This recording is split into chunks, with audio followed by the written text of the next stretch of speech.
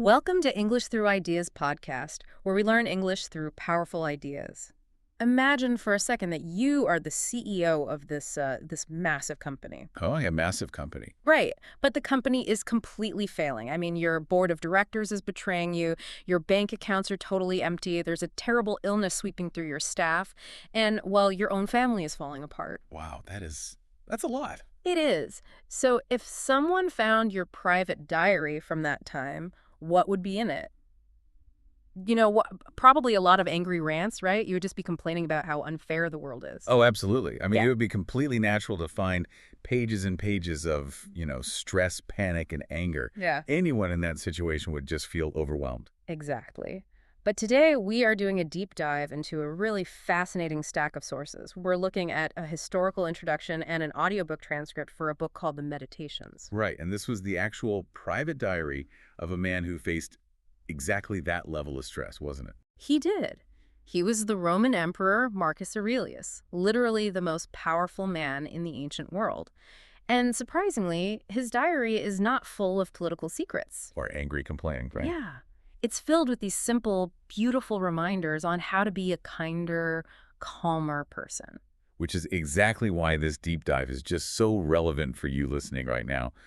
I mean, we all face stress. Oh, definitely. You deal with annoying people at work, endless emails, and mornings where you simply do not want to get out of bed. So today we're going to extract the practical, life-changing psychological tools that an ancient emperor used to manage those exact same feelings. And the most amazing part of all this, he never intended for us to read this. Right? He was writing these notes just for himself. Yeah. But before we can borrow his mental tools, we really need to understand the environment he was in.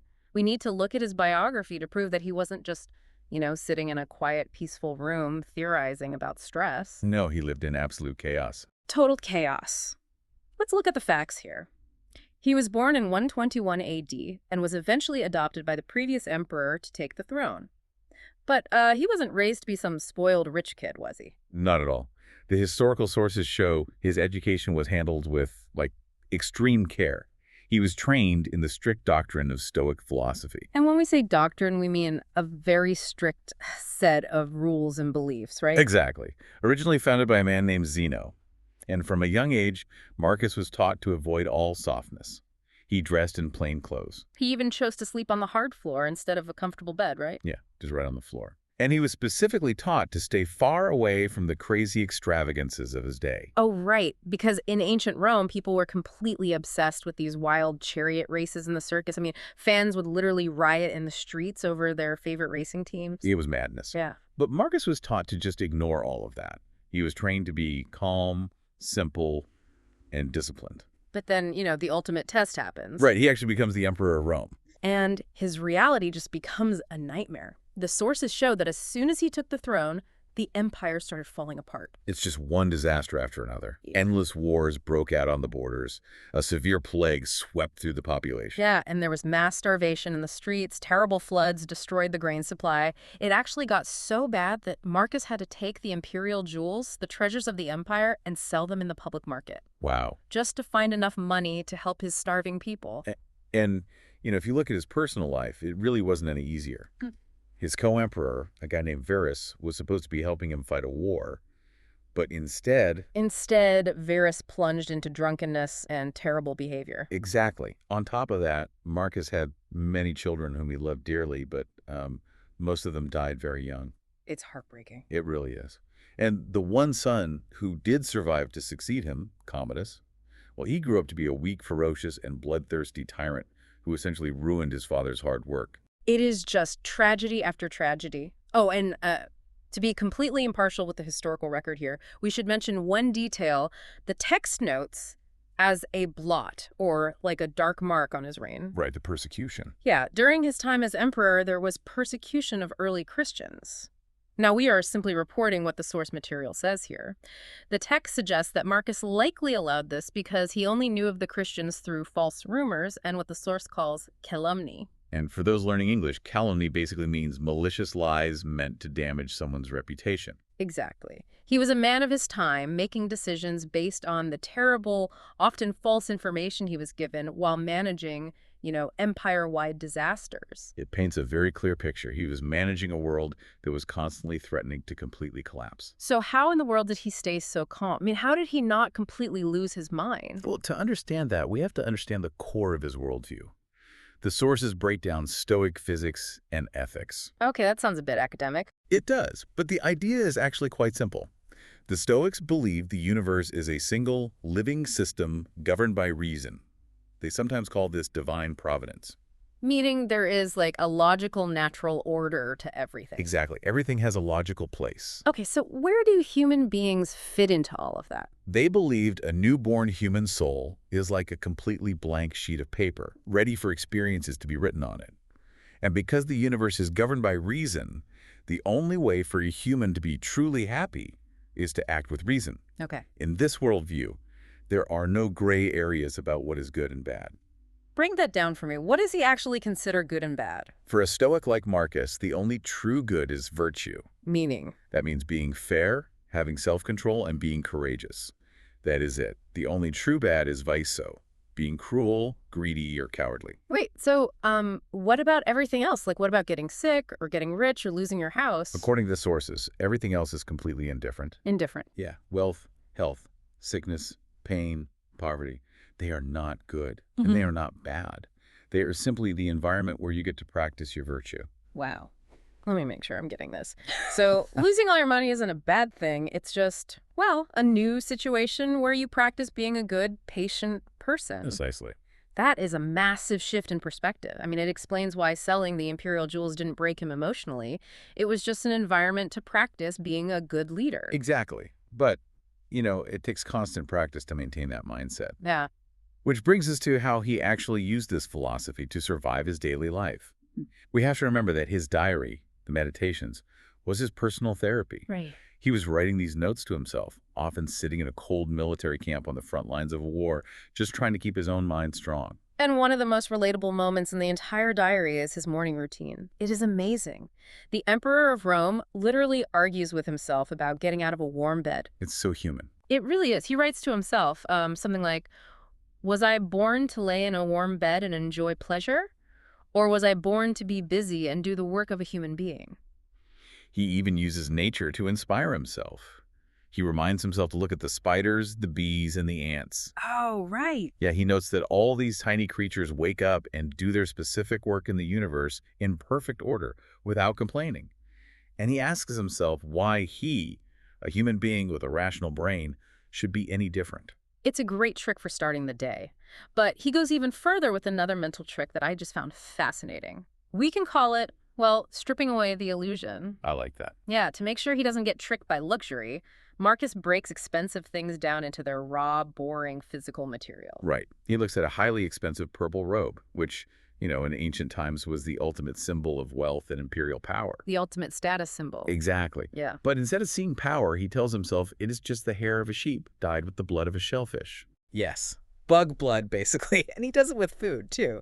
He looks at a fancy roasted meat at a banquet and reminds himself it is just the dead body of a bird or a pig. He even breaks down expensive vintage wine, telling himself it's just the bare juice of an ordinary crushed grape. But hold on, let me play devil's advocate for a second here. If we use this trick, if we strip the magic away from absolutely everything, doesn't life become, well, totally depressing? How do you mean? Like if I look at a beautiful, fashionable coat and just see dead animal hair, or if I look at my favorite meal and just see a dead pig, doesn't life lose all its joy? Isn't that just sad? It is a very natural question, but the sources clarify that his goal was never to be sad or depressed. His goal was freedom. Freedom from what? The text explains that outward pomp, so shiny, expensive, impressive things, are like a juggler that tricks your mind. Like an illusionist. Precisely. When you believe a purple robe makes you an important person, you become a slave to that robe. You will do anything to get it, and you will be terrified of losing it. Oh. Yeah, so by seeing things exactly as they really are, bare and naked, you stop being a slave to external desires. You are no longer tricked by the juggler. The text says that when your mind is free from these passions, it becomes an unconquerable fortress. Ah, I see. So it is about protecting your inner peace. If you don't desperately desire the fancy robe or the expensive wine, no one can control you by threatening to take them away. Your fortress is secure. Exactly. You enjoy the wine, but you don't need the wine. Okay, so controlling your desire for a fancy coat or a drink is one thing. It's easy to be philosophical about clothes. But what about when a real breathing human being looks you in the eye and hurts you? I mean, how did he handle betrayal? The historical introduction gives us a brilliant real-world example of this. At one point, his top military general in the East, a man named Avidius Cassius, betrayed him. A huge betrayal. Massive. Cassius started a rebellion to steal the throne. Now, Marcus was the emperor. He had the military power to completely crush Cassius. But his diary and the historical records show Marcus did not want revenge. Right. Instead of being furious, Marcus expressed this heartfelt wish that he could capture Cassius and grant him a free pardon just to show forgiveness. But before Marcus could even travel to the east, Cassius was murdered by his own followers. Yeah, the murderers cut off Cassius's head and brought it to Marcus, expecting a huge reward, right? And how did Marcus react? He indignantly refused to even look at the head. He wouldn't let the murderers into his tent. Oh. He wasn't celebrating his enemy's death. He was disgusted by the betrayal of trust. This perfectly illustrates his mental model for dealing with difficult people. His diary reveals how he prepared himself for annoying people every single morning. He would write something like, "Today I will meet an unthankful man, a false man, an envious man, an unsociable man." And by unsociable, he just means someone who is absolutely impossible to work with. Yeah, exactly. He expected it. He didn't wake up hoping everyone would be perfect. But more importantly, he reminded himself why people act this way. Right. He writes that people are unthankful or false because they are ignorant. They are blind to what is truly good and bad. And because they are human beings, they share the same ability to reason. He calls them his kinsmen, his family. Because of that, he tells himself he cannot be hurt by them and he cannot be angry with them. Which leads to one of my absolute favorite, most practical pieces of advice in the entire text. We can call it the cucumber rule. Oh, love the cucumber rule. Marcus writes, "Is the cucumber bitter? Set it away. Brambles are in the way. Avoid them." It is brilliant in its simplicity. It really is. Yeah. You don't yell at a bitter cucumber. No. You don't ask the universe, why is this cucumber doing this to me? What did I do to deserve this cucumber? You just throw it in the trash and move on with your day. But wait, let me push back again here. If we just accept that people are going to be terrible and we treat them like Okay. bitter cucumbers, doesn't that make us passive? How so? Well, if someone does something wrong, shouldn't we try to fix them? Shouldn't we get angry and fight back? That is the natural human reaction. But his notes address that exact feeling. The text points out that humans are fundamentally made for community and society. Marcus uses a wonderful physical analogy here. Oh, the teeth one. Yeah.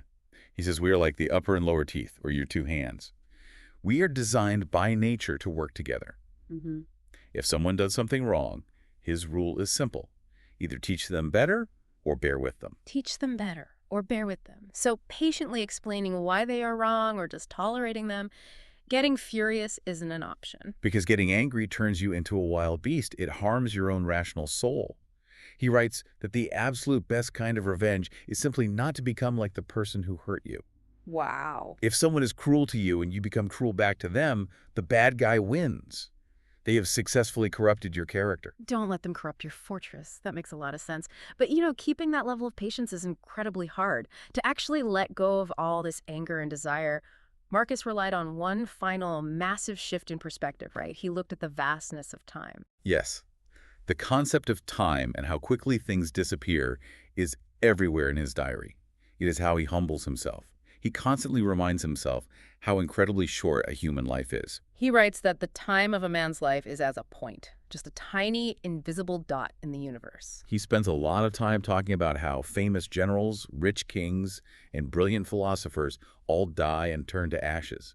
He lists great conquerors like Alexander the Great. Right, he points out that Alexander the Great, who literally conquered the world, and the poor guy who drove Alexander's mules, well, they both ended up the exact same way. Exactly. They both died and were buried in the dirt. It is the great equalizer. He reminds himself that soon no one will even remember his name. Even the people who remember you will die. The people who remember them will die. It sounds a bit dark, but for him, it was incredibly freeing, wasn't it? Oh, absolutely. He views change and death as a natural, continuous recycling process. Let's look at his wax analogy. He says the universe is like wax. Like candle wax. Exactly. Imagine nature takes a block of wax and shapes it into a horse. Then, after a while, nature melts that horse down, destroys the shape, and uses the exact same wax to make a tree. Okay. Then it melts the tree and uses the wax to make a human being. It is a perpetual flow. Everything is connected, and absolutely nothing lasts in its current form. He also uses a stage play analogy to make this point. He basically writes that if you have seen a few years of life, you have seen everything there is to see. It is like watching a stage play where the actors keep changing, but the script is always exactly the same. Right. Different people get married, different people fight wars, different people chase after money and fame. But the human drama happening in his time was the same as 100 years before, and the exact same as it is today for you and me. If we synthesize all of this, we see why this big picture perspective brought him so much peace. Because external things fade so incredibly quickly, and because fame is just a temporary fable, none of the stressful things around you actually matter in the long run. Exactly. The only thing that truly matters is your own character in the present moment. True happiness is simply doing actions that are fair, controlled, and courageous right now. That is the only thing you can actually control. So, what does this all mean for you listening right now? How can you actually use the private diary of a Roman emperor today? Well, tomorrow, when your alarm goes off and you really do not want to get out of bed, think of the ants and the bees doing their work in the universe and get up to do yours. Yep. The next time someone cuts you off in traffic or takes credit for your work at the office, remember the bitter cucumber. You don't get angry at a cucumber, you just move on. You teach them if you can, or you bear with them patiently. Above all, you protect your mind from their negativity. And as we wrap up, I want to leave you with one final thought from his notes to explore on your own. In the diary, Marcus wrote a very specific warning to himself. He told himself to be careful not to become a mere Caesar. That's fascinating. Think about that for a moment. In our modern world, almost everyone wants to be the boss. People want to be famous, to be wealthy, to have maximum power and influence over others. Yet the actual emperor of Rome, a man who had absolute power over the known world, was using all of his mental energy trying not to act like an emperor. Wow. What if true power isn't about controlling the world around you, but about controlling your own need to be important? Thank you for learning with English through ideas. If you enjoyed this podcast, subscribe for more ideas, more English, and more growth.